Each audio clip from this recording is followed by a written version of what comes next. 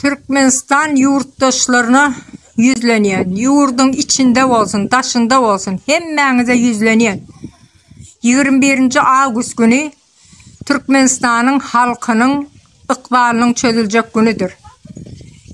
Kemine yani Merdan Muhammedov sud edilecektir. Kanun yok yerine, Türkmenistan'da adalet, kanun, konstitusiya yok. Yıkıldı, bir zaman yıkıldı, yıktılar, çüyrettiler. Yani kimine ne sud edecek kalır, haysi günah bilen yıl verecek kalır ona. Nemi planlayalar kellesinin içinde öğrendiler da 2002 yılda Aymana Pakuşeni ettiler, yurda agdarılışık edecek oldular deyip yalandan kompüterde oңoruşturdular. Bir topar student bilen eskerler öldü o yerde. Ödleri kurnadılar, ödlerim in Türkmenistan'ın naybaşı, akıllı, Türkmenistan'ı ayağı kaldıracak adamlarını öldürdüler. Halka korku salmak için ettiler. Yine bana karşı gelseniz, yine men siz şey derin deyip.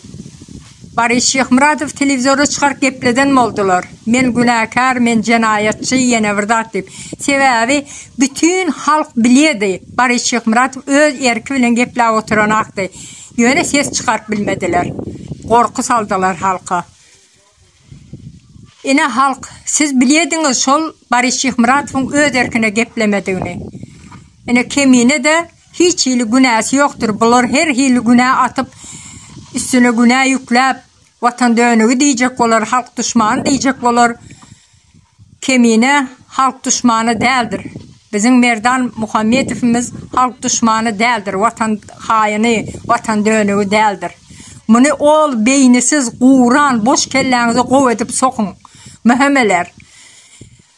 Bugün siz varsınız, yeni birazcıktan sonra ovadan depede, ondan önce de o meclis salında başınızı aşağı salıp durursunuz. Men haram işledim, men plan ettim deyip. Bir vakit poron verdiysem, Niyaz'ın önünde atamlık gepledi, enesinin eğrimi kadıydık biz şonla. Niyaz Bey.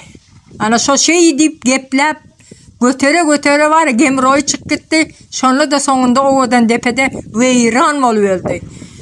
Mühimmeler sizin hem sonunuz şu. Biri geri vız gelir vız gider diyer ha. Biriniz geliyorsunuz. Ondan sonra oradan defa gidiyorsunuz. İkinciniz geliyorsunuz. Şey deyip hemmeniz var ha. O da yakıp otuyor. Şunun için halk mühimmeler aklınızı başınıza getirin. Halkın tarafına geçin. Götü boklu polisiyalar. Size de değil ya. Halkın tarafına geçin. Öyle halka eziyet etmeyin. Siz halkı korumak için o yerdesiniz. Mühimmeler siz hem şeyler. Halkı korumak için. Bir haram cinayetçi terör toparı korumak için değil. Siz halkı korumak için o yerdesiniz. Vazifenizi biliniz aksız.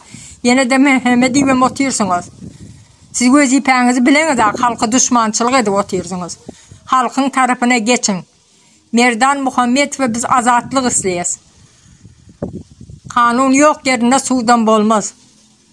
Merdan Muhammedov halkı bir ışık açtı. Taze Türkmenistan'ı kurdu. Yönü tek başına kurmadı. Meclisin ağzaları onlara kolda verdi. Ol kurdu, gepledi, bize de bidem gepledik. Hem tasdikladık, el kaldırdık, koldadık.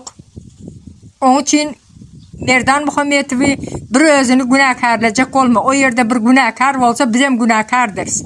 Yönü bizde hiç günahkarlık olmaz. Merdan Muhammedov hiç cinayet işlemedi. Halkın erkinliğini, Türkmenistan'ın baylığını, yerini, suyunu, hemme zadını halkın olmalı diyen karar aldı. Karar bizim el kaldırdık, koldadık.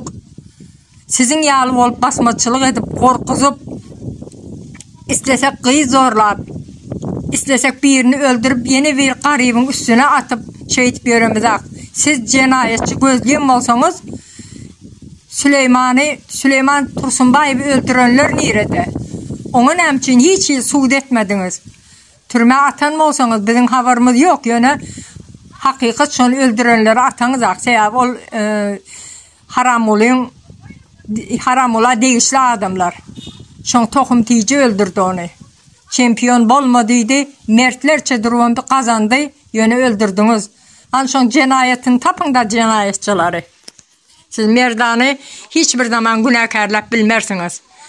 Biz sebebi onu tanan günümüzden başlap biz ona şayat, şonun arasıdığını, hiç il günah işlemediğini biz şayat. Sen o yerde suutta oturup plan yıl deyip stolun üstüne tırkıldatıp o çekici yazadı urup durup yıl kesip bilmersiniz. Onu sana kestirmersem.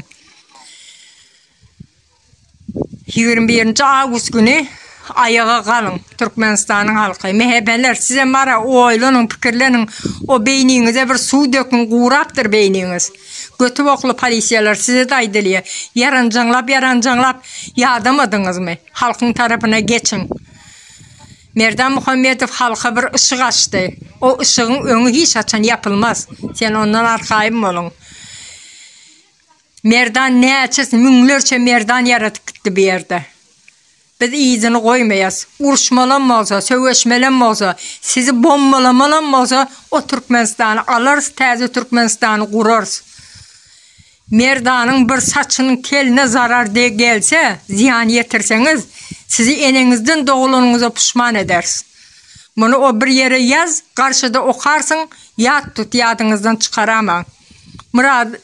Merdan Muhammedov bir şappat ursanız, şunu kıynasanız, suut yerde de üstüne töhmet atıp ona yıl verseniz, sonka acısına siz dayanın. O çağalarınızı önünüzü öldürüp o kurçuklap yatanını görürsünüz.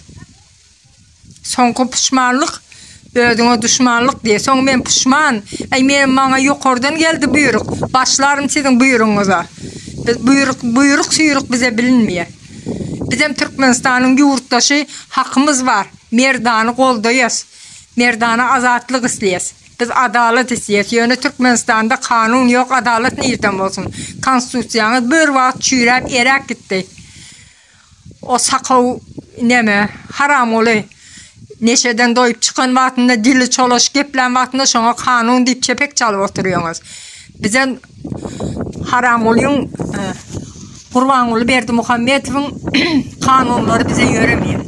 Bizim öz kanunlarımız var.